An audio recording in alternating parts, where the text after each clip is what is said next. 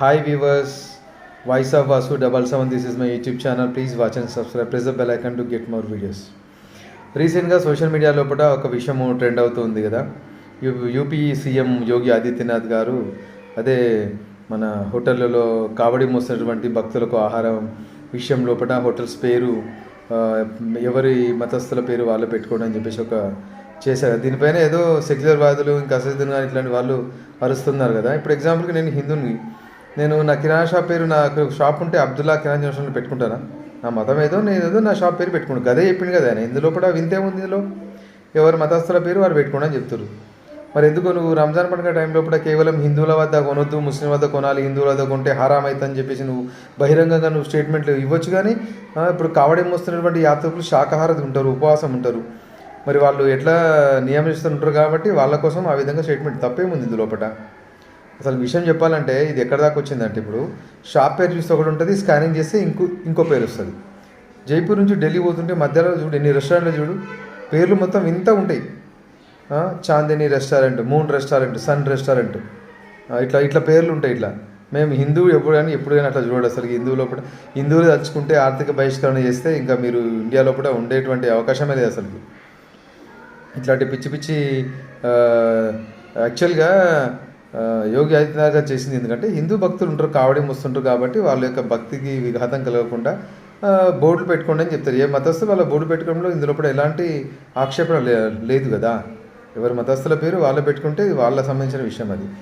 ప్రభుత్వానికి ఏదో ముస్లింల ఆస్తులు లాక్కున్నట్టు, ముస్లింల వ్యాపారాల మీద దెబ్బ కొడుతున్నట్టు ఇట్లా స్టేట్మెంట్లు ఇస్తారు కదా. సెక్యూర్ వాదులు కానీ కొద్దిమంది ఉన్నారు కదా, ఇస్తున్నారు కదా. ఇది ఎంతవరకు సమంజసం చెప్పండి? ఒక సగటు హిందువుకి మైండ్ లోపల ఈ విధంగా చేయాలి అని చెప్పేసి అనుకుంటే ఆర్థిక బహిష్కరణ కరెక్ట్గా చేస్తే ఇంకెవరైనా ఉంటారా చెప్పండి? ప్రతి ఒక్క దాంట్లో కూడా హిందువుల్ని పక్కదోవ పట్టించడమే. ఇంకా హిందూ అనేవాడు నేను ఖచ్చితంగా హిందువుని అని చెప్పేసి మైండ్లోకి వచ్చింది అనుకో, ఇంకా ఇతర మతస్థుల మనుగడ అనేది చాలా కష్టంగా మారుతుంది. ఎందుకంటే ఈ ఓపిక ఉన్నంత వరకే చూస్తుంటారు. ఇప్పటికే చాలా మటుకు హలాల్ని హిందువులు, ఇప్పుడు ముస్లిం సంబంధించిన హలాల్ వ్యవస్థను హిందువులు నిషేధించారు. మేము కూడా హోమ్ సర్టిఫికేట్ కూడా రీసెంట్గా ప్రతి వస్తువు పైన హోమ్ సర్టిఫైడ్ ఉన్నటువంటి వస్తువుని కొనాలని చెప్పేసి అనుకుంటున్నాం అసలుకి కదా. ఈ ఆర్థిక బహిష్కరణ అనేది నువ్వు టోటల్ పాపులేషన్ ఉన్నటువంటి జనాభా పరంగా చూసుకుంటే మరి ఆర్థిక బహిష్కరణ చేస్తే ఎవరికి నష్టమో ఆలోచన చేయండి. ఎవరి వ్యాపారస్తుల పేర్లు వాళ్ళు పెట్టుకోవడంలో తప్పులేదు, కానీ ఇతర మతస్థుల పేర్లు పెట్టుకొని గుమ్రా చేసి వాళ్ళ మీద ఏదో డబ్బులు సంపాదించుకునేటువంటి నీచమైన ఆలోచన మీకుంటే తప్పితే కానీ హిందువులకు అయితే ఎక్కడ ఉండదు. ఒక హిందువు ఏమైనా అబ్దుల్ కిరాణా జనరల్ అని, అబ్దుల్ ఎంటర్ప్రైజెస్ అని ఇట్లా పెట్టుకుంటాడా? పెట్టుకోడు కదా. అలాంటప్పుడు మీరు ఎందుకు పెట్టుకుంటారు? మరి చెప్పాను కదా, నేను జైపూర్ నుంచి ఢిల్లీ వెళ్తున్న మధ్యలో కొన్ని వందల రెస్టారెంట్లు ఉంటాయి. పేరు ఒకటి ఉంటుంది, స్కాన్ చేస్తే అక్కడ పేరేమొస్తుంది. ముందర పేరు చూస్తే ముకుంద్ రెస్టారెంట్ పేరు ఉంటుంది, Mukund restaurant, Govind restaurant, Krishna restaurant ఉంటుంది.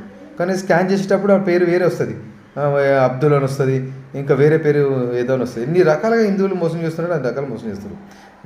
హిందువులు ఇట్లా గొర్రెలుగా ఉన్నన్ని రోజులు ఇట్లా మోసపోతూనే ఉంటుంది. ఇంకా ఇప్పుడు రీసెంట్గా చూశారు కదా, నెల్లూరులో కూడా బారాషాహి దర్గా దగ్గర రొట్టెల పండుగ అని చెప్పేసి ఎగబడి రొట్టెలు తీసుకొచ్చుకుంటారు ఈ సన్నాసులు.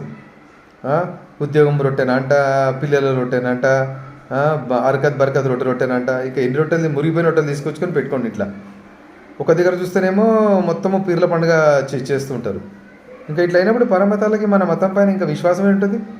వాళ్ళు నవ్వుకునే విధంగా మన ప్రవర్తన కూడా ఉన్నది, హిందువుల ప్రవర్తన కూడా కనిపిస్తున్నది. మత విద్వేషాలు వచ్చుకోవడానికి వీడియో కాదు, ఎవరి మత విశ్వాసాలు వాళ్ళకు ఉంటాయి. ఇతరులు హిందువుల మత విశ్వాసాలపైన నవ్వడం తప్పితే కానీ మనం ఏ మతాన్ని కించపరిచి ఎప్పుడు ఏ మతాన్ని, హిందువులే మత సహనం పాటించకుంటే మన దేశంలో కూడా ఏ మతం మిగిలేదు కాదు. హిందువులు పరమత సహనం పాటించరు కాబట్టి ఇంత పుడుతున్న.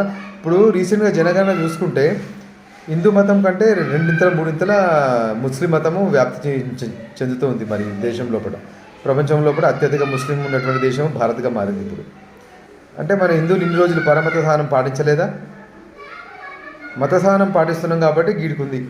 అనవసరంగా పనికి మళ్ళీ స్టేట్మెంట్లు ఇచ్చి రాజకీయ నాయకులు వాళ్ళ పబ్బం గడుపుకోనికి ఇలాంటి విషయాలు చేస్తున్నారు. ఎవరి మత విశ్వాసాలు వాళ్ళకుంటాయి.